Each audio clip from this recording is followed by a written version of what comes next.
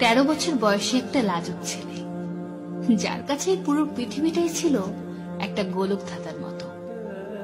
ছেলেটি ছোটবেলা থেকেই নিজেকে একজন ব্যাডমিন্টন প্লেয়ার হিসেবে দেখতে চাইত, কিন্তু কেই বা জানত সেই লাজুক ছেলেটাই একদিন হয়ে উঠবে most famous vocalist, dancer, rapper, BTS ম্যাগনি, আর আমাদের জেকে আওয়ার বেবিকো।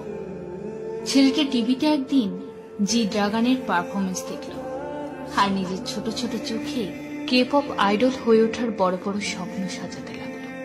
2011 সালে ছেলেটা সুপারস্টার কেতে অডিশন দেয়। ছেলেটা তার লাজুক স্বভাব আর আত্মবিশ্বাসের অভাবে সেখানে সেদিন সিলেক্ট হতে পারেনি, কিন্তু তার কাছে আসতে থাকে বিভিন্ন এন্টারটেইনমেন্ট কোম্পানি থেকে অফার। ছেলেটা এর মধ্য থেকে বেছে নেয় বিগ হিট এন্টারটেইনমেন্টকে।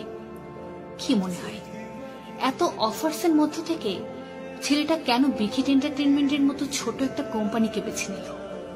হ্যাঁ, কারণটা হচ্ছে বিটিএস লিডার আরএমের সাথে দেখা হবার পর এই ছোট লাজুক ছেলেটা নিজের উপরে যে ছেলেটার বিশ্বাস ছিল না, সেই ছেলেটা সেই বিশ্বাস, সেই ভরসা আরএমের ভিতর দেখতে পায়। এই ব্যাপারে আরএমও বলে, জংকুকের প্রথম দেখা সেই হরিণী কালো চোখ আমি আজও ভুলিনি। 13 বছরের সেই ছোট জংকুক যেন বিটিএস এর মাধ্যমে পেল তার নতুন এক পরিবার।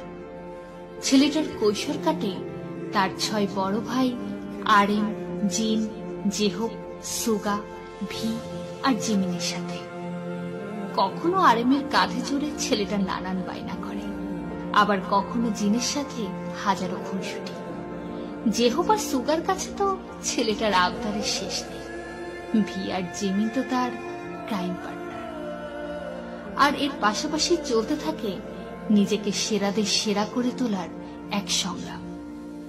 2013 সালে দলটি নো মোর ড্রিমস গানের মাধ্যমে ডেবিউ করে, আর 15 বছরের জংকুক তার স্বপ্নে প্রথম পা রাখে।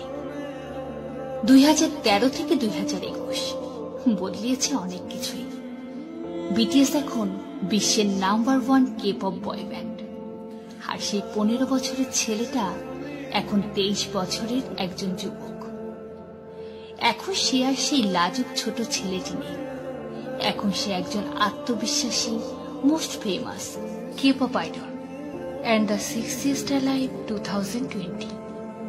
He is now a singer, songwriter, rapper and dancer and the golden Magni of BTS. ছেলেটা বলে, আমার জীবনের গোলক ধাঁধার সমাধান করেছে আমার এই 6 জন ভাই। আজ আমার যা কিছু আছে তার পেছনে অবদান আমার এই 6 ভাইয়ের। ছেলেটা তার বিগিন গানের মাধ্যমে সে তার এই অনুভূতি পৃথিবীকে জানান দেয়। ছেলেটা আর্মিদের প্রমিস করেছিল যে সে এমন একজন বাংতান হবে যার উপর আর্মিরা গর্ব করতে পারবে। ছেলেটা তার কথা রেখেছে। আজ আমরা গর্ব করে বলতে পারি আমরা এমন একটা কে-পপ গ্রুপের অফিসিয়াল ফ্যান্ডম যার একটা অবিচ্ছেদ্য অংশ আমাদের জংকুক। এই কারণেই হয়তো ছেলেটা আর্মিদেরকে তার কগহুইল মানে, যা তার চালিত শক্তি। ছেলেটা তার হাতের ট্যাটুতে আর্মি লিখে জানান দিল আর্মি তার জীবনের এক অবিচ্ছেদ্য অংশ। ছেলেটা হঠাৎই একদিন ভিলাইবে এসে ইন্টারন্যাশনাল আর্মিদের জন্য লাইভ ফ্যান মিটিং করে। ছেলেটা যখন ইলেকট্রনিক ডিভাইসের পর্দার ওপাশ থেকে তার হাতে হাত রাখতে বলে হাত বাড়ায়, তখন যেন 1000 মাইলের দূরত্ব এক মুহূর্তেই মিটে যায়। যেন আমরাও তার হাতটাকে না ছুঁয়েই স্পর্শ করতে পারি। এই ছেলেটাই একবার কনসার্ট চলাকালীন হুইল চেয়ারে বসা এক আর্মির সাথে হাত মিলাতে স্টেজ থেকে নেমে তার কাছে গিয়েছিল।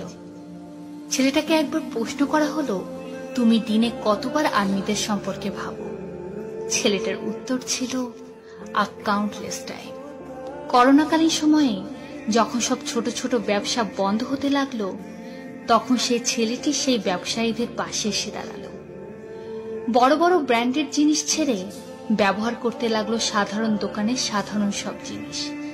মুহূর্তে সোল্ড আউট হতে থাকলো সেসব জিনিস, যা এই করোনাকালীন সময়ে সেসব ব্যবসায়ীর জন্য ছিল এক আশীর্বাদ স্বরূপ। সত্যি ছেলেটাকে বিধাতা অনেক সুন্দর করে ভাবতে শিখিয়েছে, ভালোবাসতে শিখিয়েছে, আগলে রাখতে শিখিয়েছে। ছেলেটা তার নিষ্পাপ হাসি আর কালো হরিণী চোখের মায়ায় আমাদেরকে যেভাবে বেঁধেছে, আমরাও একইভাবে ছেলেটাকে নিজের আপন মেনে আপন করেছি। আর তাই ছেলেটার সুরে তাল মিলিয়ে আমরাও বলেছি, you are the cause of my euphoria.